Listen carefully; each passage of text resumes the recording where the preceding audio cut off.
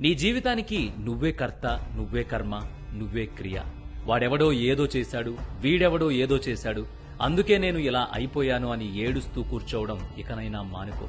నీ జీవితం ఎవరి చేతుల్లోనూ ఉండదు. అది నీ చేతుల్లో, నీ చేతల్లో ఉంటుంది. ఈ లోకంలో నువ్వొక్కడివే కష్టాల్లో ఉన్నావా? నీకంటే నరకం అనుభవించేవాళ్లు ఎంతో మంది నీ చుట్టూ ఉన్నారు. వాళ్ళని ఓసారి చూడు. వాళ్లంతా అలుపనేదే లేకుండా అనుక్షణం జీవిత పోరాటం చేస్తూనే ఉన్నారు. వాళ్లకంటే నువ్వు ఎందులో తక్కువ? లే, బ్రతికున్నంత వరకు నీ గెలుపు పోరాటం ఆపకు. ఇకనైనా నేనింతే, నా బతుకింతే, దేవుడు నా తలరాత ఇలా రాశాడు అని ఏడుస్తూ కూర్చోకు.